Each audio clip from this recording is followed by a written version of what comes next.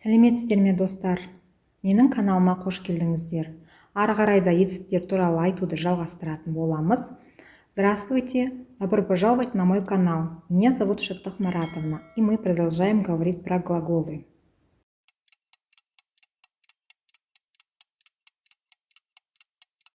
Өткен сабағымыз естеріңізде ме? Естеріңізге түссе, онда глагол дегеніміз не? Өте жақсы. Глагол дегеніміз бұл сөйлем мүшесі іс-қимылды білдіреді, және ол что делать, что сделать деген сұрақтарға жауап беретінін білеміз. Итак, если вы знаете, что такое глагол из прошлого урока, глагол — это самостоятельная часть речи, которая обозначает действие предмета и отвечает на вопросы «что сделать», «что делать». Сонымен қатар, етістіктердің белгілері де естеріңізде шығар. Итак, вспомним признаки глагола. Как видите, это лицо, число, время, наклонение, вид, род, залог, спряжение, переходность, возвратность. На прошлых уроках мы проходили лицо, число, время, род и спряжение глаголов. Сегодня пройдем остальные признаки глагола. И вы знаете, что такое инфинитив. Это начальная и неопределенная форма глагола, которая образуется с помощью суффиксов «т», «ти», «ч». Сонымен инфинитив дегенімізді есімізге түсіретін болсақ, бұл етістіктік бастапқы формасы «т», «ти», «ч» деген суффикстар арқылы жасалынады. Сонымен сабағымызды бастаймыз. Итак, начнем наш урок. Етістіктің түрлерімен таныстыратын болсам, екі түрі бар: совершенный и несовершенный вид. Несовершенный вид дегеніміз ол что делать деген сұраққа жауап береді. Бұл жерде приставкасыз етістіктерді елестетеміз. Мысалы, читать, бежать, смеяться, литься. Ал совершенный вид дегеніміз бұл приставкалармен, және ол что сделать деген сұраққа жауап береді. Және орыс тілінде кейбір етістіктер екі видқа да жатады. Мысалы, ол сөздер казнить, женить, жениться, велеть, исследовать, обследовать, арестовать, атаковать деген сөздеріміз бар. Вид глагола у нас есть два вида глагола: совершенный вид и несовершенный вид глагола. Глаголы несовершенного вида отвечают на вопрос «что делать?». Например, читать, бежать, смеяться, литься. А глаголы совершенного вида отвечают на вопрос «что сделать?». Например, прочитать, убежать, засмеяться, вылиться. Это глаголы с приставками. И в русском языке есть некоторые глаголы, которые относятся к двувидовым глаголам. То есть таких глаголов, которые в зависимости от контекста имеют то значение совершенного вида или значение несовершенного вида. Например, такие глаголы: казнить, женить, жениться, велеть, исследовать, обследовать, арестовать, атаковать. Например, по стране распространялись слухи, что король лично казнит своих врагов. Что делает? Это несовершенный вид. Если мы говорим глагол в прошедшем времени, например, король казнил более 50 мятежников, то ставим вопрос «что сделал?», то это будет уже совершенный вид. Келесі етістіктің түрі ол возвратность. Возвратность дегеніміз бұл себя местоимениясымен тікелей байланысты. Мысалы, невозвратный глаголы дегенде бізде ся, се деген постфикстар болмайды. Мысалы, мыть, решить, беречь инфинитив түрінде. Ал возвратный глагол дегеніміз ол жерде ся, се постфикстары болады. Мысалы, мыться, решиться, беречься. Және басында айтқанымдай, местоимение себя дегендегі басындағы с әрпімен соңғы я әрпін алып, осы етістікке жалғаған. Осы жерден возвратный местоимениядан возвратный глагол шығып тұр. Мысалы, мыть бұл невозвратный болса, мыться бұл возвратный. Демек, мыть себя деген сөзден шығып тұр. Өзіңді жуындыру, решить за себя, өзің үшін шешім қабылдау, беречь, беречься, беречь себя, өзіңді қорғау деген мағынаны білдіреді. Итак, следующий вид глагола – это возвратность. В русском языке они противопоставлены. Невозвратные глаголы не имеют постфикса «ся», «ся». Например, мыть, решить, беречь. А возвратные глаголы имеют постфикс «ся», «ся». Например, мыться, решиться, беречься. И эта возвратность глагола возникает от местоимения «себя».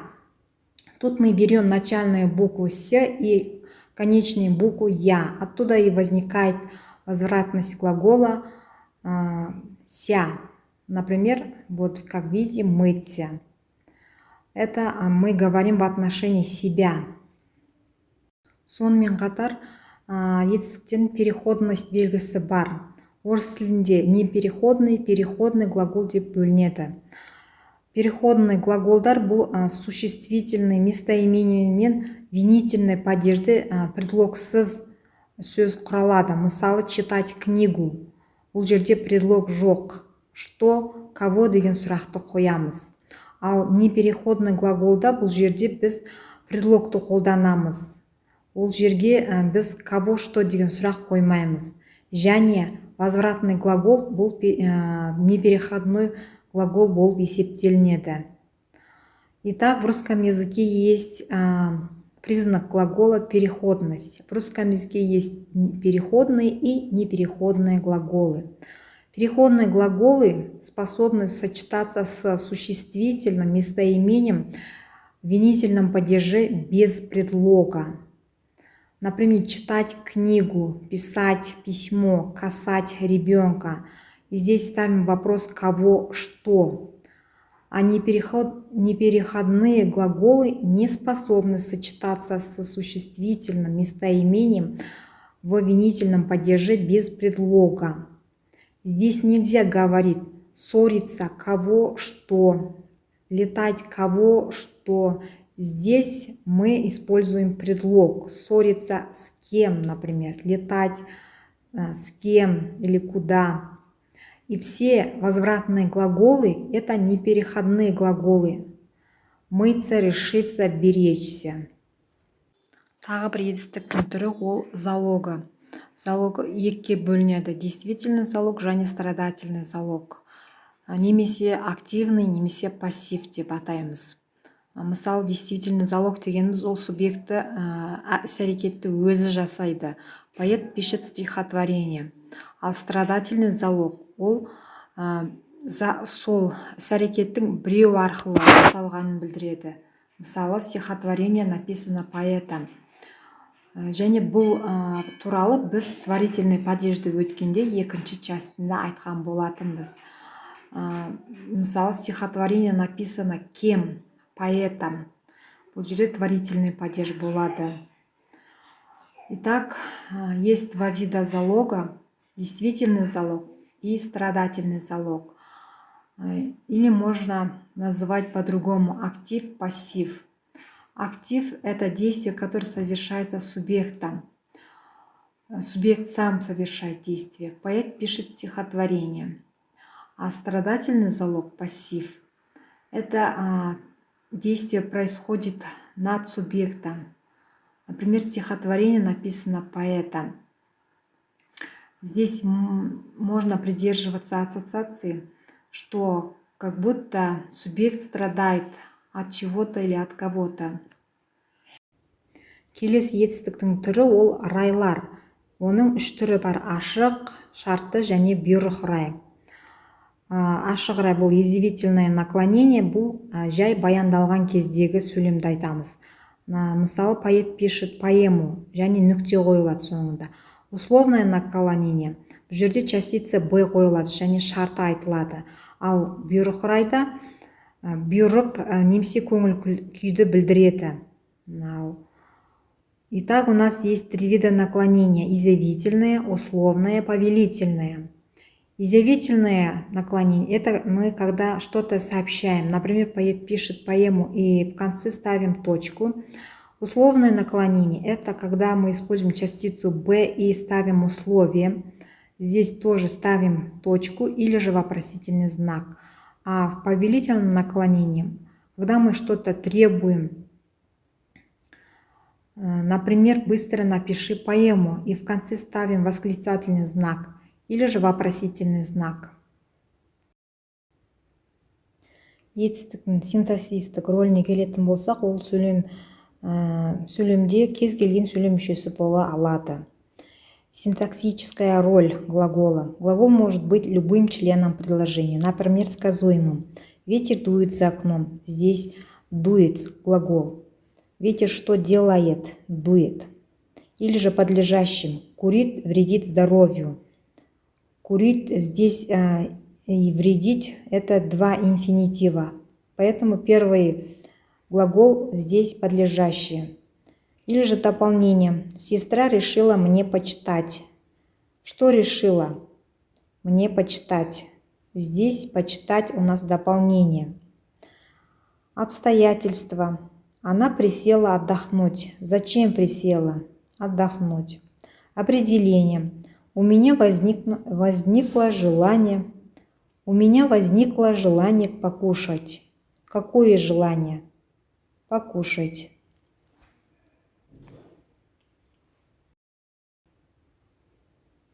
Сонымен қатар етістіктің үш түрлі формасы бар. Инфинитив бұл бастапқы формасы т, ти, ч суффикстермен. Мысалы, играть. Немесе екінші формасы дейпричастие, глагол және наречие үстеу арқылы жасалынады. Играя, сыграв. Немесе үшінші түрі ол причастие. Глагол және прилагательные. Играющий, игравший. Қандай деген сұрақ қойылады. Итак, у нас есть три формы глагола. Инфинитив – это начальная неопределенная форма глагола, образуется с помощью суффиксов т, ти, ч. Например, играть. И вторая форма – это деепричастие. Это образуется с помощью наречия, например, играя, сыграв. И третья форма глагола – это причастие. Образуется с помощью прилагательного. Например, играющий, игравший. Ставим вопрос «какой?». Сонымен біз етістік туралы біраз ақпаратты білдік, және морфологиялық талдау жасауымызға болады. Бұл бірінші қай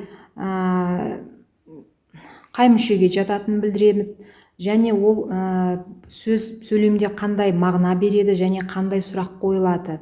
Екінші, ол қандай признактар, белгілерге ие. Үшінші, бұл синтаксистік рөлін анықтаймыз. Итак, мы многое узнали про глаголов и можем сделать морфологический разбор. Это первая часть речи. Мы разбираем, к какой части речи относится глагол, значение и вопрос. И второе. Инфинитив, признаки. У нас есть два признака, непостоянные и постоянные. Постоянные признаки – это вид, возвратность, переходность, спряжение, а непостоянные признаки – это наклонение, время, число, лицо, род. И третье – это синтаксическая роль. К какому члену предложения относится? Итак, сделаем разбор одному слову. Например, «мама меня разбудила». Здесь «разбудила» – это глагол. И ставим вопрос от подлежащего. Мама что сделала? Разбудила обозначает действие. Начальная форма разбудить. Постоянный признак это совершенный вид. Здесь ставится вопрос что сделала. Поэтому совершенный вид. Переходной глагол. Можно разбудить кого? Меня. Здесь согласовывается с винительным падежом без предлога, поэтому переходной, невозвратный, здесь нет суффикса «ся» и относится ко второму спряжению «ить» в конце. И непостоянные признаки, это слово употреблен в форме изъявительного наклонения, прошедшем времени, единственном числе, относится к третьему лицу и женскому роду. И синтаксическая роль здесь это простое глагольное сказуемое, потому что слово разбудило здесь без вспомогательных слов, поэтому простое глагольное сказуемое. Итак, как всегда, в конце урока мы делаем упражнение, чтобы закрепить полученные знания. Остановите видео и попробуйте сделать. Сделайте морфологический разбор. Предложению «Папа привез меня в школу на машине». К слову «привез». Если сделали упражнение, давайте разберемся вместе. Папа привез меня в школу на машине. Здесь глагол «привез». Папа что сделал? Привез. Обозначает действие. Инфинитив форма «привезти». Постоянные признаки совершенный вид, потому что ставится вопрос «что сделал?». Переходной, потому что можно связать с винительным падежом «привести кого? Меня». Невозвратный, потому что здесь нет постсуффикса «ся» и относится к первому спряжению. Непостоянные признаки – это изъявительное наклонение прошедшего времени, единственное число, относится к третьему лицу и мужскому роду. Синтаксическая роль здесь простое глагольное сказуемое, потому что нет других вспомогательных глаголов. Итак, мы сегодня на уроке узнали, что такое наклонение, что такое залог, переходность. Согласитесь, что в школе так нам не объясняли, что такое глагол мы даже себе не представляли. Поэтому сегодня, думаю, вы узнали много о глаголе. Чтобы не пропустить мои видео, подписывайтесь на мой канал. Я на этом с вами прощаюсь. До свидания. Спасибо за ваше внимание.